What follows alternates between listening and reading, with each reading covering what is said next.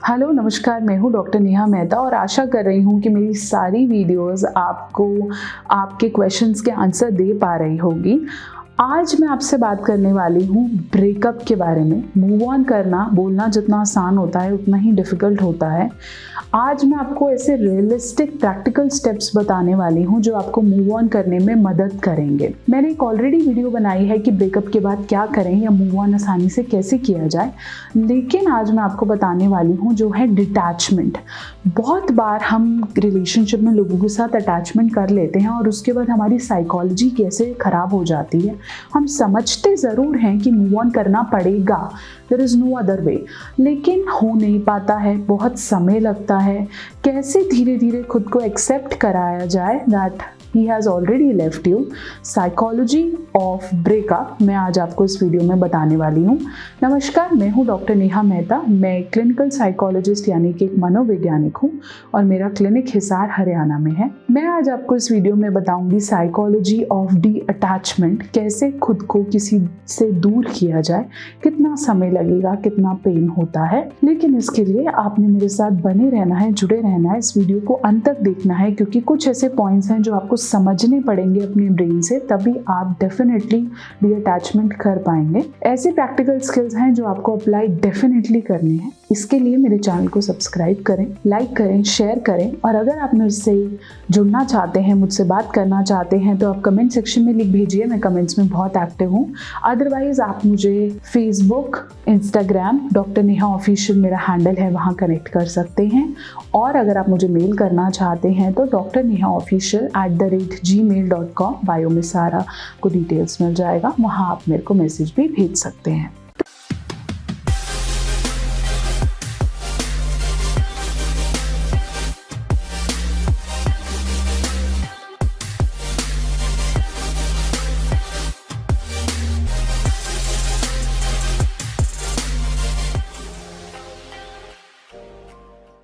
तो चलिए हम शुरू कर रहे थे साइकोलॉजी ऑफ डी अटैचमेंट। देखिए, जब हम किसी से अटैच होते हैं तो हमारी बहुत सी एक्सपेक्टेशंस उस बंदे के साथ जुड़ जाती हैं। हम अपना फ्यूचर, हम अपनी लाइफ के आगे का एक गोल उसके साथ सेट कर लेते हैं। ऐसा ज़रूरी नहीं है कि ये रिलेशनशिप में हो, ये फ्रेंडशिप में हो सकता है, ये हमारे रोज़मर्रा के जो हमारे रिश्ते करते हैं, संबंध हैं, उसमें हो सकता है, बिजनेस के रिलेशनशिप्स हो सकते हैं, प्रोफेशनल रिलेशनशिप्स हो सकते हैं, हमारा डॉग है, हमारा पेट है, उसके साथ हमारा एक अटैचमेंट हो जाता है। चाहे एक छोटी सी छोटी चीज़, ये कैमरा है जिसमें मैं बोल रही हूँ, उसके साथ भी मेरा अटैचमेंट है। जब ये टूटेगा तो मुझे बहुत पेन होने वाला है, बहुत समय लगेगा इसके अटैचमेंट से मूव ऑन होने में। और यही पूरी प्रक्रिया मैं आपको अब बताने वाली हूँ। साइकोलॉजी ऑफ डी अटैचमेंट कैसे करें, कैसे मूव ऑन करें, वो दुनिया का कोई भी अटैचमेंट हो सकता है, अब इस वीडियो में बात करेंगे। मैं कुछ टिप्स बताऊंगी, लेकिन आपने अंत तक देखनी है ये video. Tip number 1, it will take time. ध्यान से समझें कि जिससे मैं बहुत ज़्यादा अटैच हूँ, उससे अटैचमेंट भी मेरी धीरे धीरे बनी है। ऐसे नहीं है कि आज बनी है, धीरे धीरे बनी है। तो जब वो चला जाएगा, वो मुझे छोड़ के चला जाएगा, तो ग्रीफ होना ओके है, रोना, घबराना हो सकता है, ये कुछ दिन ले ले, कुछ हफ्ते ले ले, कुछ महीने ले ले। बट अगर हम ये सोचें कि इंस्टेंट मैं उससे ओवरकम कर जाऊँ, ऐसा कभी नहीं होगा, टाइम लगेगा। हो सकता है इसमें हफ्ते, महीने, दिन लग जाएं, लेकिन आपने ये चीज़ समझनी है कि ये प्रोसेस है, इसे मैं रोक नहीं सकती।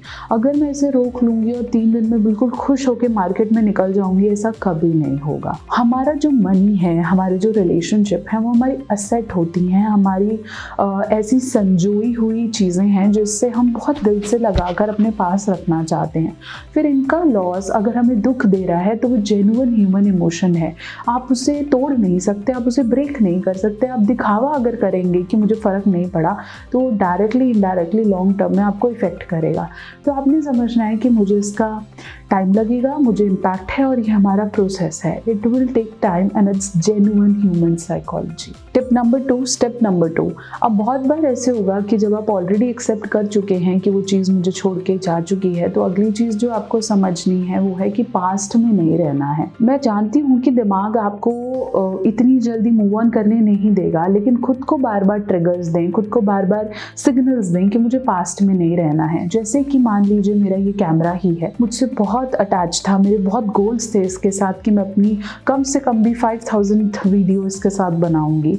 ऐसे ही हमारा एक कपल है, मैं सोचती हूँ कि इस पार्टनर के साथ मैं अपनी लाइफ बनाऊंगी, लेकिन उसने मुझे बीच में छोड़ दिया। टाइम लगा। इसके साथ साथ मुझे उसकी पास्ट मेमोरीज में नहीं रहना है, जो कि है आपका स्टेप नंबर 2।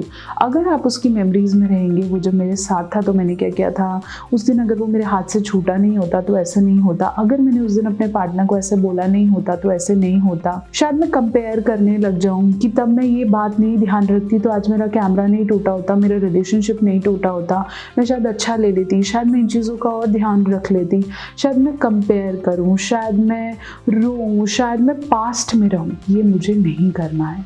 मुझे पता है दिस इज नॉट ईजी, मेरे लिए कहना ज़रूर आसान है, बट दुनिया में हर इंसान ने कभी ना कभी किसी बहुत संजोई हुई चीज़ का ग्रीफ महसूस किया है। इसलिए आप किसी को ये नहीं बोल सकते कि तेरा ब्रेकअप नहीं हुआ ना तो तुझे वो दुख महसूस नहीं हो रहा। ऐसा नहीं है। हर इंसान ने कभी ना कभी अपनी लाइफ में ये ग्रीफ, लॉस ग्रीफ ज़रूर महसूस किया है। इसलिए आपको समझना है कि डी अटैचमेंट मुश्किल है, कठिन है, लेकिन जब तक आप पास्ट में रहेंगे आपके लिए ड्वेल करना, बाहर आना मुश्किल हो जाएगा। So have to not talk about past memories. Step number 3 which is also very important। अब ये प्रोसेस है जो मैं आपको धीरे धीरे बता रही हूँ, जो आपको समझना है कि साइकोलॉजी क्या रहेगी। That is not to involve in further buying। देखिए बहुत बार ऐसे है कि एक बार जैसे ही रिलेशनशिप छूटा, अब हम क्या करते हैं, डेटिंग वर्ल्ड में एंटर हो जाते हैं कि इसने मेरे को छोड़ा, मैं कुछ और करूँगा, एक नया रिलेशनशिप बनाऊंगा, या ये कैमरा टूटा नहीं अब तो मैं नया लूंगी, या इस रिलेशनशिप ने मेरे को छोड़ा, छोड़ो मैं इसका आंटी से साथ रिलेशनशिप स्टार्ट कर दूंगी, ये बिजनेस छूटा मैं कुछ और कर लूंगी। मैं ये नहीं कह रही हूँ ये गलत है, इनिशियली हो सकता है आपको अच्छा लगने लगे, लेकिन आप इस चीज़ को समझिए कि अभी आपके घाव भरे नहीं हैं, अभी आप हील नहीं हैं, अभी आप अंदर से टूटे हुए हैं। ऐसे समय में आप जो भी रिलेशनशिप स्टार्ट करेंगे वो आपके लिए हमेशा दुखदाई होगा, वो कभी भी 100% सही नहीं हो सकता है, क्योंकि आप ऑलरेडी टूटे हैं। तो जो भी अब आपको ऑप्शन मिलेगा आप सिर्फ उसी को पकड़ लेंगे, आप दोबारा से उसकी कैलकुलेशन नहीं करेंगे। समझिए, थोड़ा सा समय लीजिए, दिमाग लगाइए। जब आपका वो जोश खत्म हो जाएगा, जब होश आ जाएगा, तो डेफिनेटली आप एक नया पार्टनर, नई चीज़, नई प्रॉपर्टी, नया बिजनेस डेफिनेटली स्टार्ट कर पाएंगे और फिर आपकी अटैचमेंट ठीक से बन पाएगी। तो जब तक आप हील्ड नहीं हैं, उसके एंटी या उसके रिवर्सिबल काम प्लीज मत करिए, ये आपको इफेक्ट करेगा। अब होता ही ऐसे है कि एक रिलेशनशिप टूटा तो लड़की को और जो जितने लोग मैसेज करते हैं वो उनमें से किसी को हाँ कर देती है। ये बहुत गलत है, क्योंकि वो आपका स्टैंडर्ड नहीं है और धीरे धीरे आपको उसमें भी दुख मिलेगा and you will be more into pain, क्योंकि आपने सोच समझ के इस रिलेशनशिप को ज्वाइन नहीं किया। और दूसरे पर्सन को भी पेन है, क्योंकि आप उसको अपनी विल के हिसाब से नहीं मिली, किसी ने छोड़ा इसलिए आप उसको मिल गई।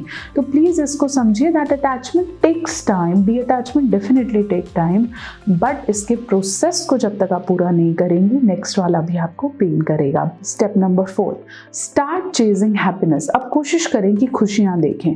बहुत बार मैं कहती हूँ कि खुशियां आप तक नहीं आएंगे, आपको उनके पास जाना पड़ेगा। अगर आपको लग रहा है मैं ऑलरेडी बहुत सारे ग्रीफ से गुजर रही हूँ, मैं कुछ कर नहीं पा रही हूँ, बहुत नुकसान हुआ, कुछ ऐसा करिए जो आपको खुशी दे। मुझे याद है जिस दिन मेरी गाड़ी ठुकी थी उस दिन मैंने रात को जाके सेलिब्रेट किया था। मैंने उसकी स्टोरी स्पेशली अपने इंस्टाग्राम पे हाईलाइट की हुई है। ऐसा नहीं है कि जिससे आप बहुत प्यार करते हैं वो जाएगा नहीं, कभी ना कभी जाएगा, लेकिन आप उससे ओवरकम कितनी जल्दी करते हैं और उसमें हैप्पीनेस कितनी जल्दी डालते हैं वो आपके हाथ में है।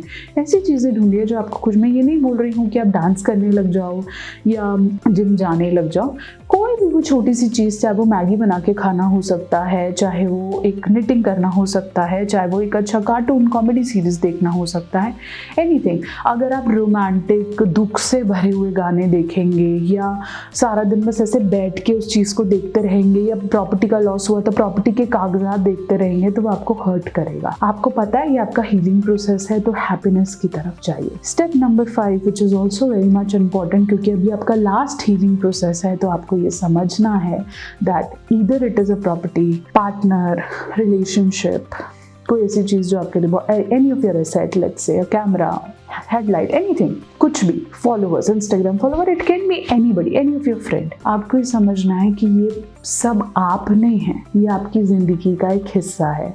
रिलेशनशिप आपकी लाइफ नहीं है, जॉब आपकी लाइफ नहीं है, job is a part of your life. ये आपका लास्ट हीलिंग बैंडेड है। जिस दिन आप इस चीज़ पर आ जाएं तो समझ लीजिए कि अब आपकी हीलिंग ऑफ अटैचमेंट हो गई है। अब आप जब किसी से छोड़ रहे हैं तो वो धीरे धीरे वापस आ गई है। और बहुत से फिजिकल एफर्ट्स हैं जो आपको करने हैं। मुझे टाइम से उठना है, मुझे चीज़ों को समझना है, मुझे अपनी डाइट अच्छी रखनी है, मुझे फिजिकल वर्कआउट्स करने हैं। इसके साथ साथ जब तक आप मेंटली रेडी नहीं है, हील्ड नहीं है, ये सब एफर्ट आप नहीं कर सकते।